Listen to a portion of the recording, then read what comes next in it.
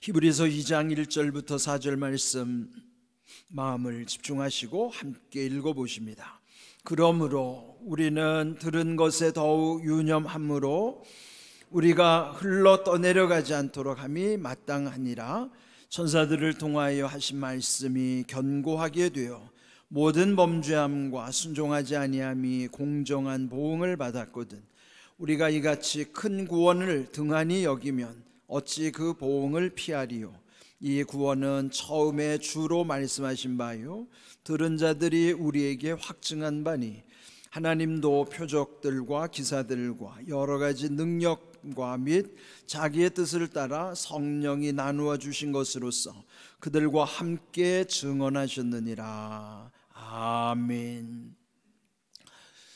올 한 해를 마치는 시점에서 나름대로 여러분들 그 한 해가 어떤 분에게는 좋은 추억으로, 또 어떤 분들에게는 힘든 기억으로 또 남을 수 있을 것입니다. 한 해 동안에 우리가 어떻게 지내든지 간에 무엇보다도 우리 자신들이 꼭 검증해야 될 게 있어요. 세상에는 변치 않는 것이 없다 하더라도 변치 말아야 할 것도 있다는 사실을 오늘 말씀을 통해서 깨닫게 되는 것입니다. 오늘 제목이 흘러 떠내려 가지 말라. 이 말씀처럼 여러분, 우리 서울에는 한강이, 이렇게 큰 강이 흐르잖아요. 그 한강은 우리나라에서도 제일 큰 강일 뿐만 아니라 깊은 강이죠. 그래서 멀리서 보면은 고요한 것 같고 잔잔한 것 같이 보여도 그 넓은 강, 깊은 강이기 때문에 그 유속이 굉장히 빠르죠. 그래서 그 밑에 온갖 떠내려가는 것들이 많이 있습니다. 그럼에도 불구하고 작은 물고기라도요 떠내려가지 않고 물살을 거슬러 올라간 것이죠. 그러나 아무리 고기가 크다 하더라도 죽은 고기는 떠내려갈 수밖에 없어요. 그 까닭은 생명이 있으면 떠내려가지 않고 힘차게 거슬러 올라갈 수 있는 것이죠. 이와 같이 우리의 신앙생활도요, 우리의 이 세파에 떠내려가지 않으려면, 우리 인생을 일컬어 유수와 같다고 그러잖아요. 유수라는 뜻이 흐르는 물이에요. 마치 흘러가는 물 속에 떠내려가는 것처럼 우리의 믿음도 떠내려가는 믿음이면 안 된다는 말씀이죠.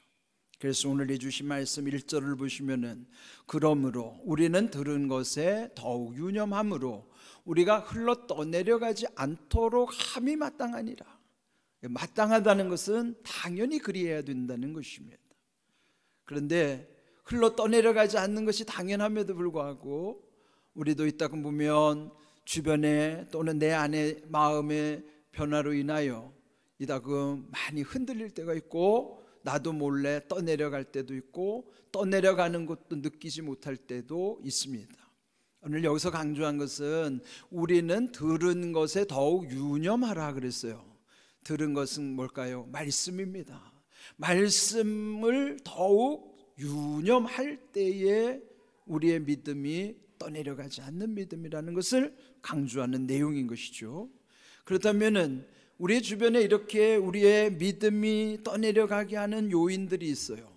그냥 내 안에도 있고 내 바깥에도 있어요. 먼저 내 안에 있는 것은 어떤 요인일까요? 누가복음 21장 34절을 보시면은, 스스로 조심하라. 그렇지 않으면 방탕함과 술 취함과 생활의 염려로 마음이 둔하여지고 뜻밖의 그날이 덫과 같이 너희에게 임하리라. 예수님께서 마지막 때 있어지는 일들을 경고하시면서 우리 스스로가 조심해야 될 것을 말씀하신 내용입니다. 그렇다면은 마음이 둔하여지는 게 문제죠. 내 안에서의 문제는 내 마음을 둔하게 하는 요소들이 있다는 거예요. 예수님이 여기서 세 가지를 강조하셨어요. 첫 번째, 방탕으로 인하여 내 마음이 둔해진다 하는 거예요. 방탕이 좀 어렵게 들릴 수 있지만은 쉽게 표현하면은 내 마음대로 사는 게 방탕이에요. 근데 여러분, 세상이 어떻게 내 마음대로 다 할 수 있습니까? 그런데 내 하고 싶은 대로 마음대로 살아가고 쾌락을 즐기는 것이 방탕함. 그렇게 살다 보면은 어느 순간에 내 마음이 무디어지고 둔해져서 감각이 없어지는 거예요. 두 번째, 술을 취함으로, 술 취한다는 것이 결국 내 마음을 이렇게 둔하게 한다는 것. 세 번째로는 생활의 염려. 우리 그리스도인들이 이 세 번째에 늘 걸리기가 쉬워요. 우리가 성경에서는 늘 너희는 마음에 근심하지 말라, 염려하지 말라고 말씀하셔도 온갖 세상의 시름과 씨름하면서 우리의 마음속에 염려를 내려놓지 못할 때에 어느덧 내 마음이 둔해져서 나도 몰래 내 믿음이 떠내려가고는 그런 상황에 이를 수도 있는 것입니다. 그래서 우리 항상 내 마음을 둔하게 하는 이 세 가지, 방탕과 술 취함과 염려하는 것, 이것을 늘 경계해야 되는 거예요. 근데 이거는 믿음과 관계되는 것이기 때문에 우리 주님 앞에서 이런 모든 것들을 다 이기게 하시는 거예요. 그러나 이런 내 마음을 둔하게 하는 것뿐만 아니라 내 바깥에서 일어나는 일들도 있습니다. 디모데후서 3장을 보시면 말세에 고통하는 때가 이른다고 그랬습니다. 지금 우리가 사는 시대가 이런 현상들이 더 깊어지고 있죠. 사람들이 자기를 사랑하며 돈을 사랑하며 자랑하며 교만하며 비방하며 부모를 거역하며 감사하지 아니하며 거룩하지 아니하며 배신하며 조급하며 자만하며 쾌락을 사랑하기를 하나님 사랑하는 것보다 더한다 그랬어요. 여기에 자기를 사랑하는 것, 돈을 사랑하는 것, 쾌락을 사랑하는 것을 하나님처럼 사랑한다는 거예요. 즉 자기가 하나님이고 돈이 하나님이고 쾌락이 하나님이 된 세상이라는 거죠. 근데 이러한 것들이 결국은 우리의 믿음이 다 식어지고 떠내려가도록 하는 요인들이라 하는 것이죠. 그래서 내 안과 내 바깥에 이런 내 믿음이 뿌리째 뽑혀서 흘러 떠내려가게 하는 요인들을 늘 생각하면서, 그렇다면 이거를 근본적으로 어떻게 해결할 수가 있을까? 오늘 읽은 3절의 말씀을 보면은요, 큰 구원에 대해서 말씀하고 있습니다. 우리가 이같이 큰 구원을 등한히 여기면 어찌 보응을 피하리요? 이 구원은 처음에 주로 말씀하신 바요 들은 자들이 우리에게 확증한 바라, 그렇게 말씀하고 있습니다. 여기에 큰 구원이라고 하는 것은 온전한 구원이에요. 이 온전한 구원은 예수님이 십자가에서 우리의 죄를 근원적으로 해결하셨기 때문에 십자가 그 죄의 용서함 그 무엇으로도 대체할 수도 없고 대신할 수도 없어요. 완전한 구원을 이루셨다는 것이죠. 큰 구원은 어디로부터 있는가? 처음에 예수님이 그 큰 구원을 이루시고 말씀을 해주셨고, 또 예수님께 들은 자들이 누굴까요? 그 제자들이에요. 사도들이죠. 그들이 우리에게 확증한 것. 그러면 예수님이 말씀하신 바와 제자들이 확증한 것이 다 성경 속에 있어요. 사도들의 편지도 성경에 들어있죠. 그러면 이러한 것들로 인하여 큰 구원을 이미 우리에게 확증을 해주셨다 하는 것이죠. 그런데 이것을 소홀히 여기면 어찌 그 보응이라는 건 심판을 뜻하는 거예요. 심판을 피할 수가 없다는 것이죠. 여러분, 우리에게 믿음이 제일 중요하다는 것을 이론은 알지만 우리 일상 속에서 정말 내 믿음이 귀한 것을 알고 모든 일을 믿음으로 우리가 감당하는가, 우리 자신들을 늘 살펴야만 하는 것이죠. 큰 구원이라고 하는 것은 완전한 죄로부터의 구원이 우리로 하여금 천국에 대한 소망에 이르게 하신 것이지만, 우리가 이따금 살다 보면은 내가 감당할 수 없는 힘든 상황으로부터 건져주시는 구원도 있어요. 그런 구원은 큰 구원에 비하면 작은 구원이죠. 우리에게 있어서 큰 구원에 대한 확증이 있을 때에 일상에서 시시각각 또 건져주시는 작은 구원의 은혜도 누리게 하시는 거예요. 그래서 여기 먼저 큰 구원의 확증이 있어야만 떠내려가지 않는, 우리 믿음이 견고할 수 있다 하는 것이죠. 그런데 오늘 여기서 더 중요한 말씀은 4절의 말씀이에요. 여기 4절에 보면은 하나님도 당신이 스스로 확증해 주신다는 거예요. 하나님도 표적들과 기사들과 여러 가지 능력과 및 자기의 뜻을 따라 성령이 나누어 주신 것, 성령이 나누어 주신 것을 은사라고 하는 것이죠. 이런 것을 통해서 그들과 함께라는 것은 앞에 3절에서 말씀하신 예수님과 예수님께 들었던 사도들과 더불어 하나님 당신도 스스로 우리에게 증언하시는 바라는 것이죠. 그러면은 얼마나 이 큰 구원의 역사가 중요하면 예수님 자신으로부터 사도들 그리고 하나님도 확증하시는가.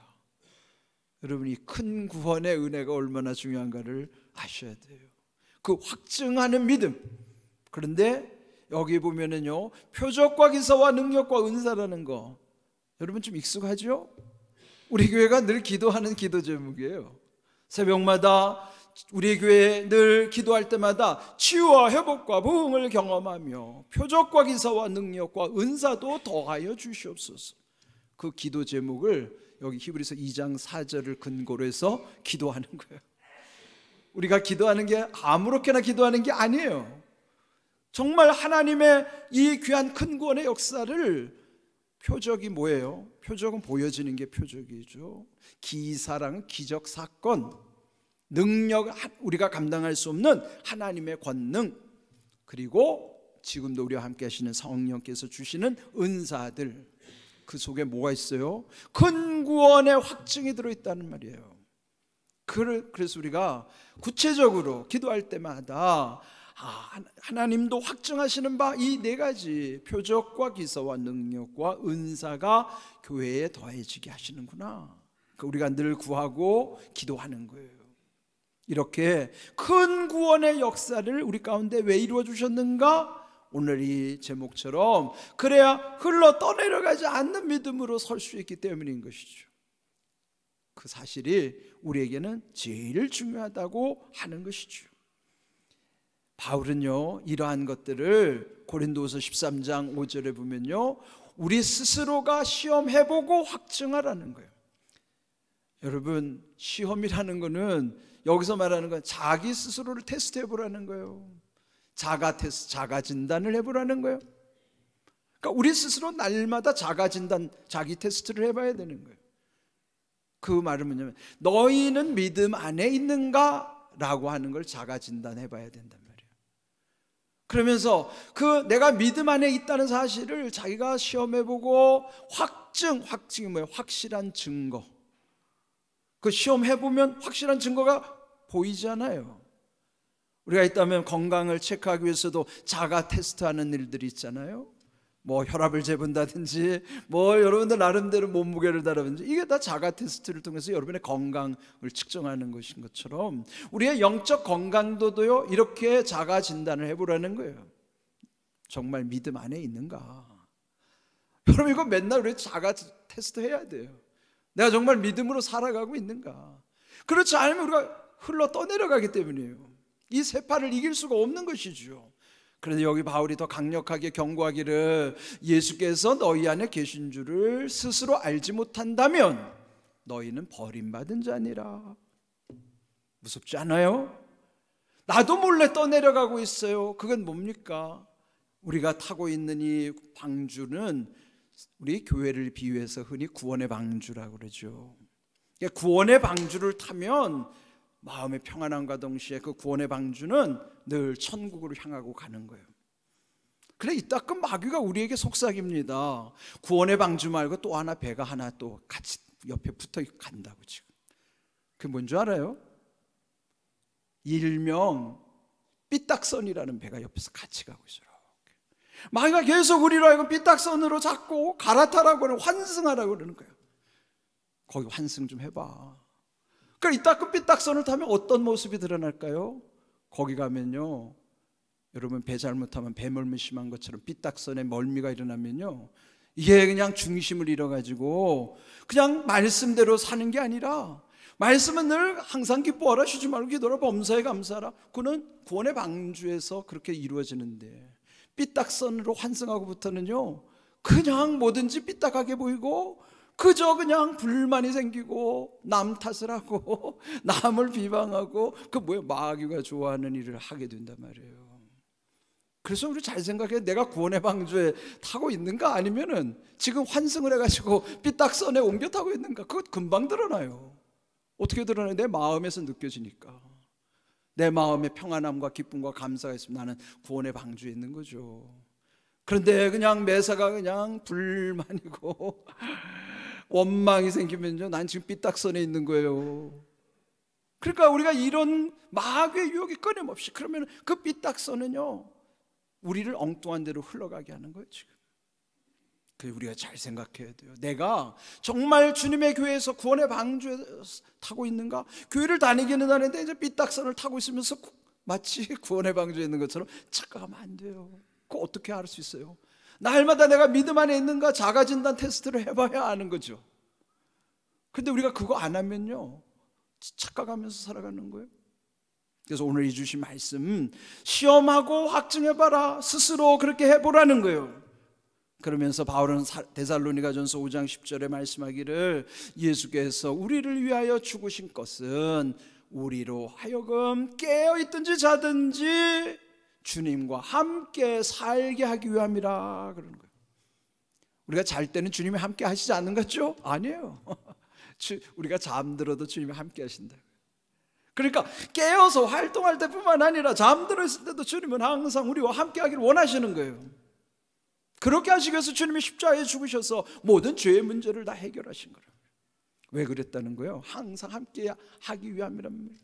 그래서 우리가 늘 내가 주님 안에 있는가, 주님과 함께 하고 있는가, 그 자신을 우리가 늘 돌아보라 하는 것이죠. 바울은 더 적극적으로 강조하는 거예요. 로마서 8장 35절에 단호하게 말하는 거예요. 누가 우리를 그리스도의 사랑에서 끊으리요? 환난이나 곤고나 박해나 기근이나 적신이나 위험이나 칼이랴? 반문하는 거예요. 환난은 뭐예요? 힘든 일들 당할 때, 곤고 피곤할 때, 박해는 모진 밖으로 오는 모든 그런 억울한 일들, 기근은 뭐예요? 굶주림, 적신은 헐벗음, 어떤 위험한 상황, 칼로 위협한다 하더라도 주님의 사랑과 우리를 끊을 수 없다. 이 정도 단호해야지. 바울이 이런 믿음으로 살았어요.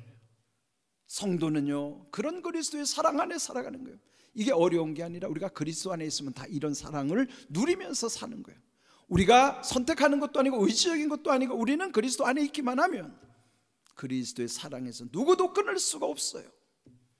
이렇게 강력한 주님의 사랑 안에 있기 때문에 로마서 8장 37절에서 이 모든 일에 우리를 사랑하시는 그 예수님으로 말미암아 우리는 넉넉히 이길 수 있다는 거예요. 간신히 이기는 것이 아니고 아슬아슬하게 이기는 게 아니고 넉넉하게 이긴다는 겁니다. 그 뭐예요? 주님 안에 있으면 죄를 이길 수 있다는 거예요. 모든 환난과 풍파도 다 이길 수 있다는 거예요. 넉넉히 이기게 하시는 거예요. 아슬아슬한 게 아니고 겨우겨우도 아니에요. 우리가 구원받는 게 아슬아슬하게 구원받으면 안 되잖아요. 넉넉히 우리의 구원을 이루시는 은혜, 얼마나 귀한 일일까요? 넉넉히 이기는 것은 우리를 사랑하시는 예수님 때문에 넉넉히 이기는 거예요. 내 힘으로 이기는 게 아니란 말이에요. 얼마나 귀한 일일까요? 우리의 주님 그 소망의 항구에 이를 때까지 로마서 15장 13절 소망의 하나님, 그는 뭐예요? 소망의 항구는 천국에 다다라는 거예요. 소망의 하나님은 천국의 하나님이라는 뜻이죠. 모든 기쁨과 평강을 믿음 안에서 너에게 충만하게 하시고 성령의 능력으로 소망이 넘치게 하기를 원하노라. 그건 뭐예요? 넘치고 충만해야 넉넉히 이기는 거예요. 아슬아슬한 게 아니라. 그렇다면 오늘 이 주신 말씀처럼 우리가 이제 2023년도 여기까지 이르는 동안에 여러분 나름대로 힘들었던 일, 때로는 삐딱선을 탄 적도 있을지 몰라요. 또 흘러 떠내려간 적도 있을 거예요. 그러나 이제 다시 회복하는 거예요. 그리고 이제 다시 주님과 함께 새로운 관계 속에서 내가 이제는 주님의 말씀 붙잡고, 말씀을 붙잡는 건 말씀의 주인공이신 예수님 붙잡는 거예요. 예수님 안에서 주시는 이런 은혜를 누리는 것이죠. 이런 믿음으로 살면은 흘러 떠내려가지도 않을 뿐만 아니라 넉넉히 이기게 하실 뿐만 아니라 모든 은혜와 복을 누리게 하시는 거예요. 이제 오늘 밤에 또 여러분 송구영신 예배 다 나오실 걸로 믿고, 오늘 하루밖에 없는 날이지만은 이제 이런 모든 정리할 것 정리하시고, 끊어낼 것 끊어내시고, 이제 내일부터 다시 주시는 2024년도의 은혜를, 세상에 아무리 험한 풍파가 몰아친다 하더라도 그 세파에 흘러 떠내려가지 않는 믿음으로 굳건히 설 수 있는 담대한 믿음, 복된 믿음 될 수 있기를 주님의 이름으로 축복합니다. 아멘.